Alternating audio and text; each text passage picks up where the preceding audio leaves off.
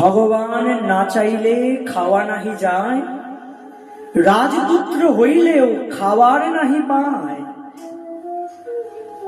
ভগবানের ইচ্ছায় জগৎ চলে জানো। তিনি যদি কারোর কপালে খাবার লিখে রাখেন যদি কখনো, তবে সে যদি বনেও বসে থাকে তবু তার খাবারের অভাব হবে না। কিন্তু ভগবান যদি কারোর কপালে খাবার লিখে না রাখেন, তবে সে যদি রাজপুত্র হয় তবুও খাবার পাবে না। অনেকে আছে না এমন বলে অনেক সময়, না না আজ আমার খুব রাগ হয়েছে, আজ আমি খুব রাগ করেছি, আজ আমি কিছু খাবো না, না খেয়ে হয়তো সারাদিন কাটিয়ে দিল। আসলে সে খাবে কি করে? ভগবান আসলে তার কপালে খাবার লেখেনি নাই, তাই তো খেতে পাচ্ছেন না। আর ভগবান যার কপালে খাবার লিখে রেখেছেন, তিনি হয়তো গভীর অরণ্যের ভেতরে গিয়ে বসে আছেন, যেখানে বাড়ি নাই, ঘর নাই, কোনো মানুষজন দেখা যাচ্ছে না, কিন্তু সেখানেও কোনো না কোনো প্রকারে তার কাছে খাবার পৌঁছেই যাবে। একজন ব্যক্তি তিনি কি করেছেন জানো? তিনি এই কথাটা বারবার করে শুনেছেন যে ভগবান খাবার না লিখে রাখলে খাওয়া যাবে না, আর ভগবান যদি লিখে রাখেন তবে বনের মধ্যে গিয়ে বসে থাকলেও খাবার পাওয়া যাবে। তো তিনি এবার কি করেছেন, তিনি মনে মনে চিন্তা করলেন, আচ্ছা বেশ, আজ আমি খাবো না, দেখি তো আমায় ভগবান কি করে খাওয়ায়। এই চিন্তা করে তিনি গভীর অরণ্যে চলে গেলেন। আর গভীর বনের মধ্যে গিয়ে, যেখানে কোনো মানুষ নাই, জন নাই, সেখানে একটি গাছের ওপরে উঠে বসে থাকলেন যে দেখি আজ ভগবান আমায় কি করে খাওয়ায়। এবার ভগবান ওই যে বললাম, যার কপালে খাবার লেখা আছে সে খাবার পাবে। সে বসে আছেন, সারাদিন চলে গেল। তিনি এবার ভাবছেন, দেখেছ, সবার কথাকে আমি ভুল প্রমাণ করে দিলাম। আজ আমি বসে রইলাম গাছের উপরে, কই ভগবান তো আমায় খাওয়াতে পারলো না। বেশ, কিছুক্ষণ পর সেখানে কয়েকজন লোক এলেন। ভাবুন, ওই পিকনিক করতে এসেছে তারা, বনভোজন খেতে এসেছে।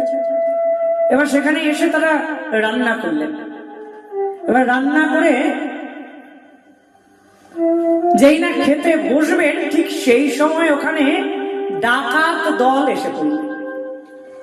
ডাকাত দলের আওয়াজ শুনে যারা পিকনিক করতে এসেছিলেন তারা সেখান থেকে ছুটে পালিয়ে গেল।